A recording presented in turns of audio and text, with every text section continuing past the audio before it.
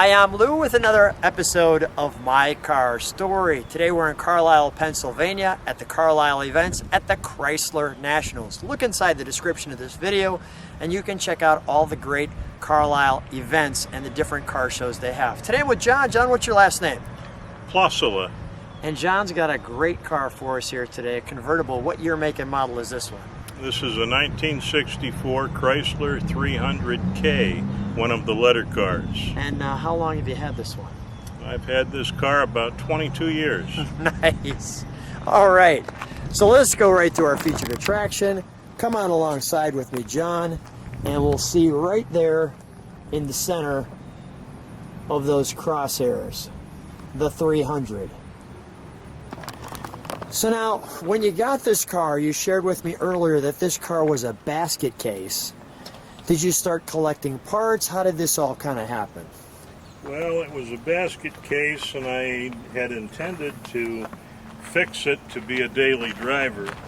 But it's hard to do a restoration half-assed, and so in the end I tried to do the best that I could to make it as nice as possible, and it actually came out better than I had originally planned, so I was pleased.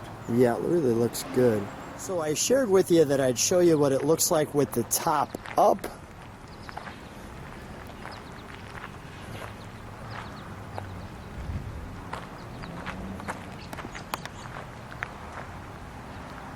As you can see,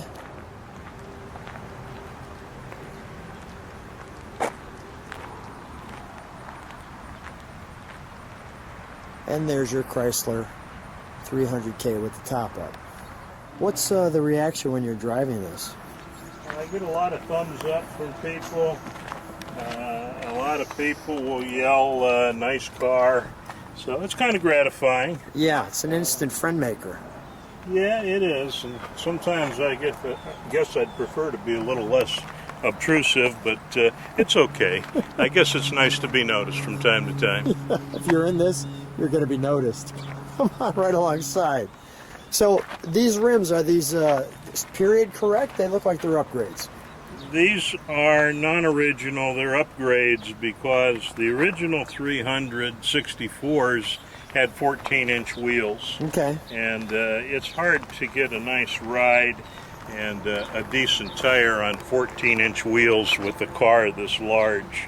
And after quite a bit of soul searching, I decided to go with the non-original Magnum 500s, which did not debut until I believe a year or two after this car was built. Well, they do really look good on it, right? They do look nice, and I'll tell you what, the ride that they give you compared to the 14-inch wheels is a great improvement. Very good. So you see Chrysler, the word 300 spelled out with the big K, and here, actually just got done raining here. There's your gas. And we'll, let's open up the trunk, shall we? Now the dual exhaust, that was something you put on, or was that with the car?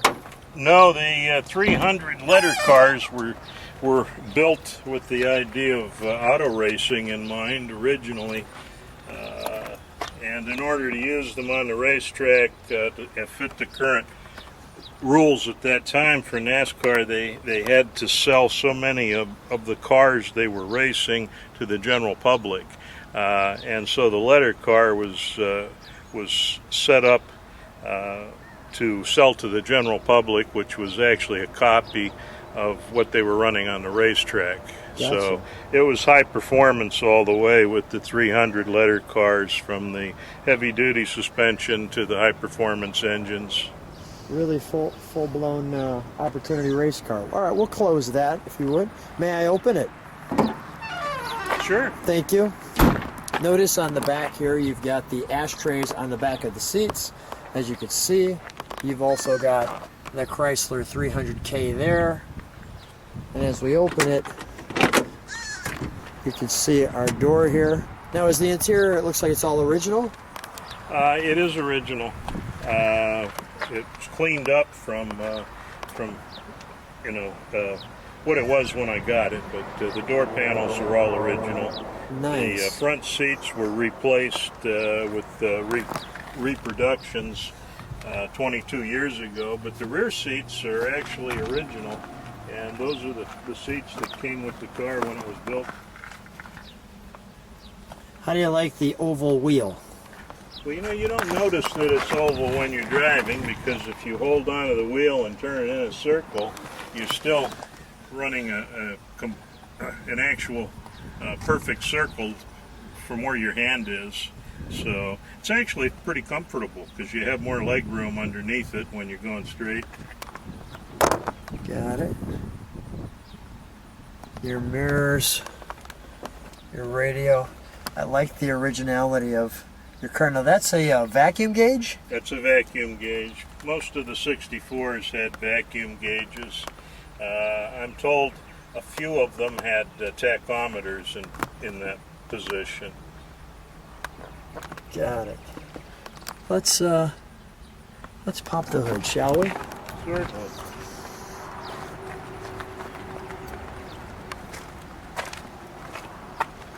So now what's under the hood? This is a 413 cubic inch V8 with a 4-barrel carburetor on it. Nice. This is what the factory put on it when it was new. Some of the cars have what's called a RAM induction system, which would entail 2 carburetors on arms that went out to each side, but this car was not made with that. So the cross ram was not included here. No.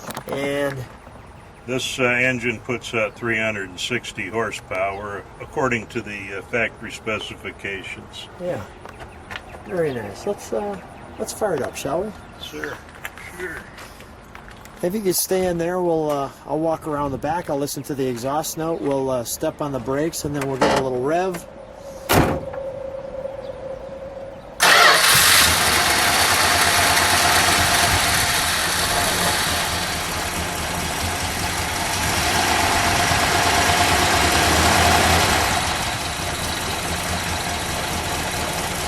Wow, is that smooth or what, John?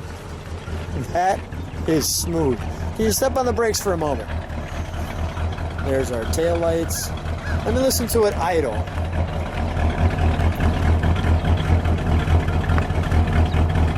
Oh, that's just tremendous right there. Give it a rev, please, John.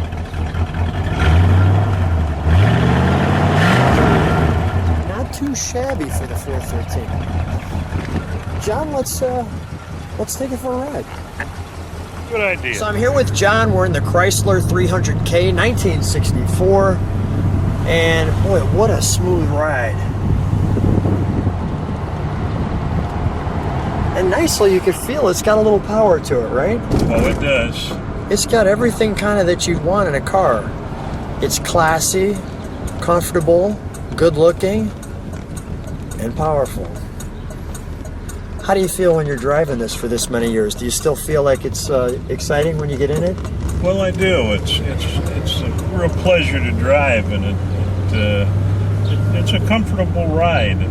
It's been very reliable, so really enjoy driving it a lot, actually.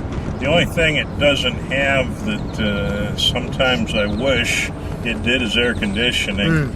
These hot days, but yeah. You know, if you open the windows, keep moving, yeah, it's not too bad. And actually today you can see it's a little overcast, but it's really comfortable. This is probably the perfect day to have it out. I think you're right. It's warm, you're not getting beaten up by the sun, and it's just wonderful. When we take this turn, we're going to have a little straightaway right here. Maybe we could give it a little acceleration. Naturally, we have somebody with their brakes on in front of us. Well, maybe they'll move. Well, let's catch up to them and have them move out of our way. Because now there's a car coming the other way, too.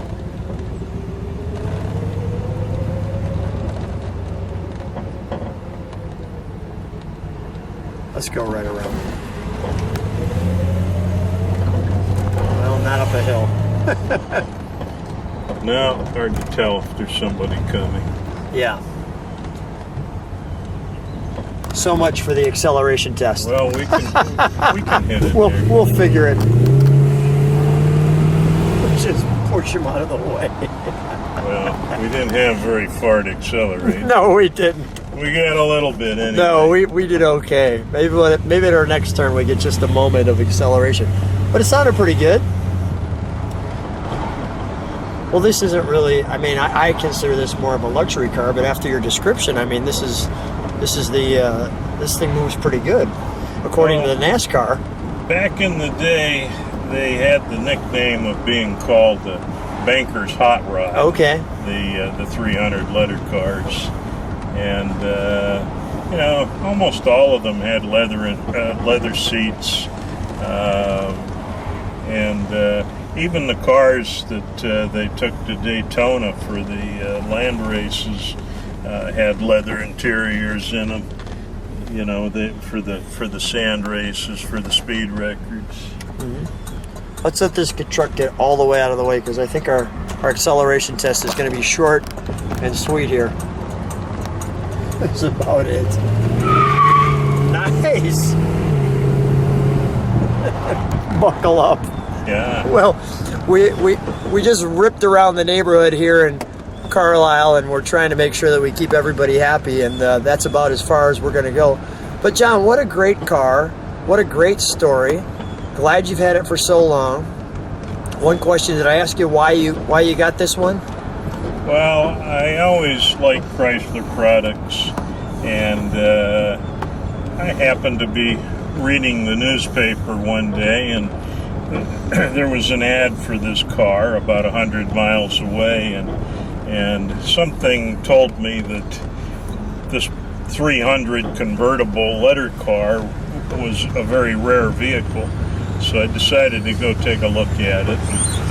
Fact is, they made 1,615 of these convertibles. That was a total production. Not many. So is pretty rare, and they made even fewer 300 letter cars in previous years. So it was actually a high production number for letter cars. Have you ever seen another convertible? Yeah, I've seen several of them. Okay. For some reason, the convertibles may have survived a little bit better than the hardtops. Yeah. Only because people kept them in the garage, maybe, and didn't take them out as much, so they didn't deteriorate as quickly. They knew it was special. Well, as we pull back into Carlisle, John, what a treat. Thanks so much for bringing out your car. Thanks for sharing it with the channel. I'm looking forward to see what kind of reaction people have to it. Thanks for being on My Car Story. It was a pleasure to share it with you. Thank you.